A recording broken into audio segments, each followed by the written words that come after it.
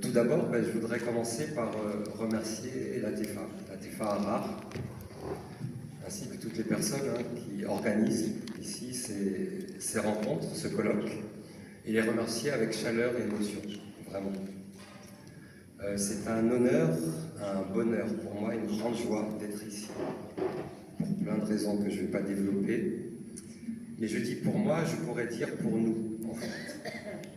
Car c'est aussi un honneur et une grande joie pour le petit François-Xavier, le petit garçon que j'étais et qui rêvait de théâtre, qui s'imaginait en train de jouer, en train de courir, en train d'inventer des histoires et qui voulait surtout traverser les mers, traverser les montagnes et aller découvrir le monde. Ce petit garçon qui n'avait de cesse de chercher des frères et des sœurs de partage. Donc aujourd'hui, nous sommes deux. Il y a moi et le petit François-Xavier, devant vous, très honoré, et qui vous remercie de votre invitation et de votre accueil.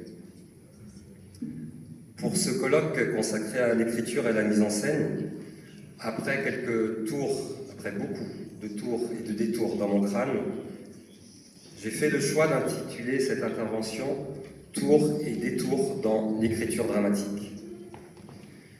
Et pour ce faire, un objet d'observation s'est quasiment imposé à moi, l'expérience d'écriture d'une pièce que j'ai intitulée « Tranchée ». Ça s'écrit T-R-A-N-C-H-E, enfin E accent aigu, ouvrez la parenthèse, E, fermez la parenthèse, S. Cette expérience date de 2022. Un appel à texte théâtral avait été lancé, dont le thème imposé était le rapport de force dans la société corse contemporaine. Et j'avais eu le bonheur de voir mon projet retenu, avec à la clé une résidence d'écriture de 4 mois à Bastia. Dès la lecture de l'intitulé, une avalanche d'images, des nuées de sons, des bruits, une cacophonie de joie, une cacophonie de voix, de cris, avait littéralement pris d'assaut mon cerveau. Des corps, des accents, des langues ont surgi et se sont emparés de mon être tout entier. Remonté, revenu depuis des temps immémoriaux, dont on m'avait conté les légendes, depuis mon enfance aussi, jusqu'à cette année de 2022. Avant de poursuivre, je voudrais préciser que je viens d'un pays, la Corse, où la parole souvent se cache, d'un pays où les corps souvent se griment, où beaucoup, trop, sous le poids des mémoires, des secrets, tout le temps, partout, se terrent et se tait. Une question alors, comment écrire, comment représenter ce qui, par coutume, par tradition, semble destiné depuis des générations à rester au caveau, caché, terré, tu. Mon premier mouvement a été de rêver la pièce à venir comme une métaphore, comme un détour, une excuse presque, une échappatoire, pour ne pas envisager la question posée de front, tout en l'abordant quand même. Car je sentais bien qu'il était périlleux, pour ne pas dire risqué, dans ce pays où je vis, d'écrire ce que je pensais. Et l'avenir me donnera raison à l'occasion de l'écriture d'une autre pièce, intitulée « Je préfère toujours dire que je vais bien » et consacrée à la situation des migrants. Malgré cela, il était totalement inconcevable pour moi de ne pas écrire cette pièce. J'en ressentais, pour citer le poète Charles Julier, l'impérieuse nécessité. Je décidai de me mettre au travail pour les gorges, les muscles, les os, les viscères, les nerfs de comédiens et de comédiennes à venir. Tenter une partition comme une chorégraphie de signes, de signaux, une tentative de geste, en direction des oreilles, des yeux, des ventres, des cœurs, des spectatrices et des spectateurs à venir. de celles et de ceux qui m'entouraient et qui m'entourent encore, au milieu desquels je vivais et continue de vivre, les miens. Mon propos résiderait en cette question. Dans quelle mesure la mémoire commune à un peuple, ou même à un groupe ou une famille, peut-elle être un vecteur d'appartenance, d'inclusion, de cohésion et de liberté? Et dans quelle mesure, au contraire, cette même mémoire, surtout la fidélité à cette mémoire, contraint-elle l'individu et l'empêche-t-elle de s'affirmer en tant qu'individu? J'envisageais un chantier d'écriture où désembourber les cœurs, les gorges, ou creuser, fouiller, exhumer, ou désincarcérer le retenu, porter le cachet à la lumière, pour une scène à venir où saurait enfin, j'en faisais le vœu, s'incarner les rêves empêchés, les élans tranchés, les générations interrompues, muettes, où l'étouffé, enfin, aurait où se dire, où ne serait plus, si possible, ni retenue, ni honte, ni peur. Je voulais faire de tranchées un espace et un temps où les êtres se confronteraient plutôt que de s'affronter, où il serait peut-être possible de se retrouver et pourquoi pas de faire œuvre commune. Polyphonie plutôt que cacophonie, cacophonie plutôt que silence. Je priais pour une écriture possible, une occasion de reprendre voix, comme on reprend souffle ou comme on reprend vie. Mais, aux premières tentatives d'écriture, les premiers obstacles, les premières ornières, les écueils, je me retrouvais happé, emporté par des rouleaux de tirades, des paroles qui déferlaient je ne savais d'où, sans que j'y puisse rien faire, ni mettre le moindre ordre. Je me retrouvais, souffle court, acculé dans des impasses, aux situations floues, aux personnages fragiles, perdus, aux actions et au théâtre impossibles. À l'image de Maddy, cette femme de 50 ans qui, tout au long de la pièce, arpente, pique, crête, vallée du maquis, d'est en ouest, du nord au sud, à la recherche d'un endroit où déposer l'urne contenant les cendres de son époux, gérait dans un magma qu'on aurait eu du mal à appeler texte, ne comprenant pas grand-chose à ce qui, malgré tout, s'écrivait, et presque sans moi.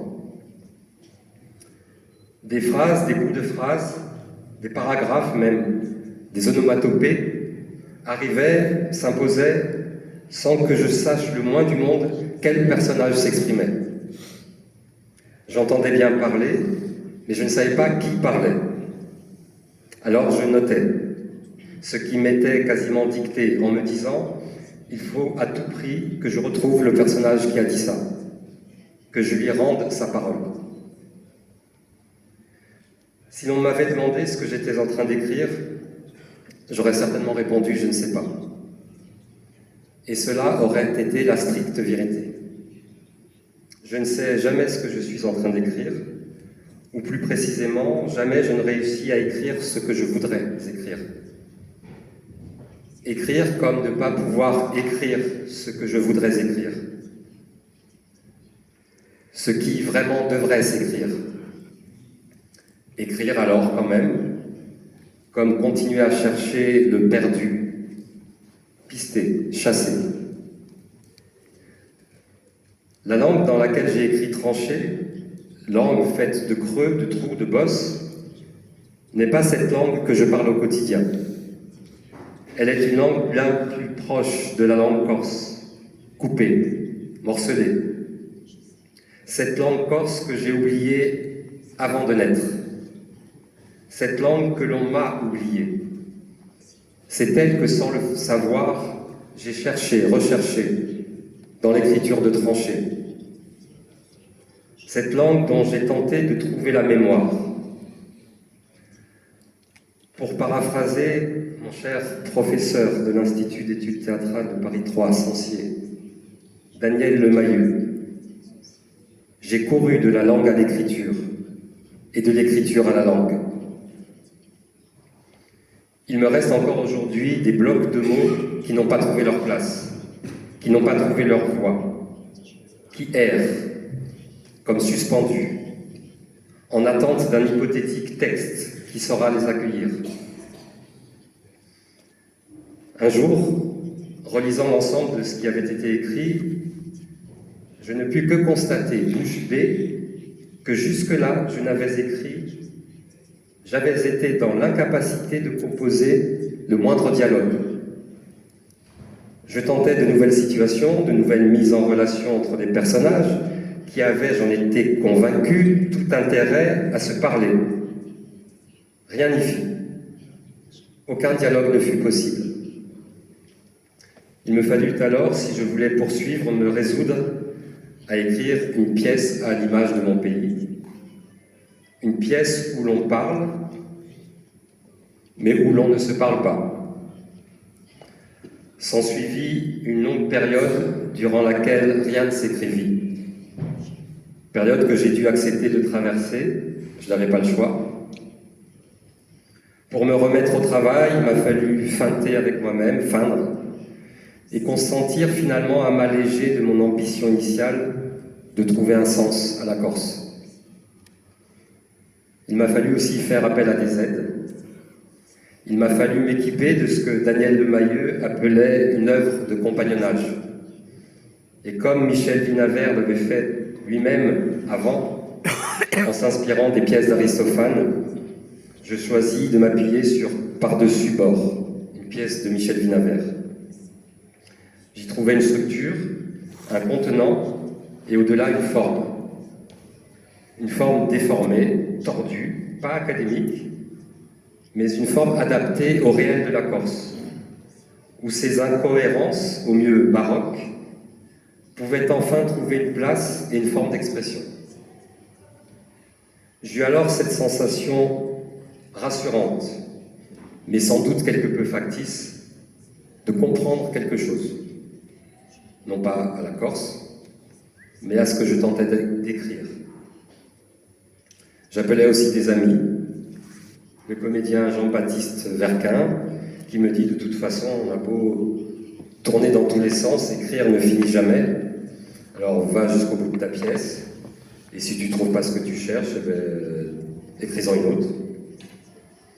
J'appelais aussi l'auteur Marc Biancarel, qui lui me dit « Sors, va te prendre une bonne cuite et oublie ton texte. Et après, tu reviens. »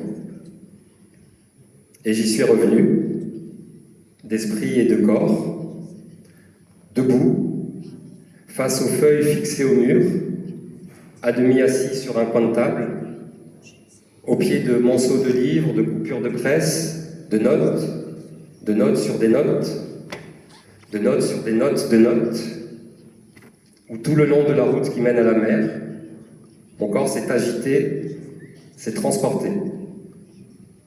Il s'en souvient. Et à l'image de Madi, j'ai arpenté aussi beaucoup dans ma tête. Aujourd'hui, 4 ans après, l'écriture n'est toujours pas finie. Je n'ai toujours pas de réponse en ce qui concerne la mémoire. Je ne sais toujours pas si elle m'a permis d'écrire ou si c'est elle, précisément, qui entasse les obstacles et m'empêche de terminer. Je peux simplement, quand même, constater que quelque chose a bougé et que je ne me retrouve plus tout à fait à mon point de départ. Tranchée, puisqu'elle voulait vraiment dire ce qui est vraiment, ne pouvait faire l'économie de tous les incidents, les accidents qui ont jalonné son écriture. D'autant plus que les tours et détours, les nœuds et les lacets empruntés par l'écriture disent précisément les reliefs et les tourments de la Corse et nos tourments. Une ligne droite d'écriture m'aurait certainement mené à une non-pièce. Écrire tranché a été et demeure à la fois rendre compte au commanditaire, à la Corse, aux Corses, aux miens, et me rendre compte. Et le détour que je fais aujourd'hui par chez vous constitue une occasion inespérée pour moi de revenir à cette pièce, d'y repasser, et pourquoi pas d'imaginer Sisyphe heureux. Pour finir, je voudrais citer quelques lignes empruntées au peintre Bram van Velde et rapportées par Charles Juillet. Rien n'est fixe, fixé. C'est une merveille qu'on arrive à voir cet état où rien n'est fixé, où tout est quelque part comme flottant. Sans doute dans notre tête, il y a une vie cachée. Et la peinture doit le montrer.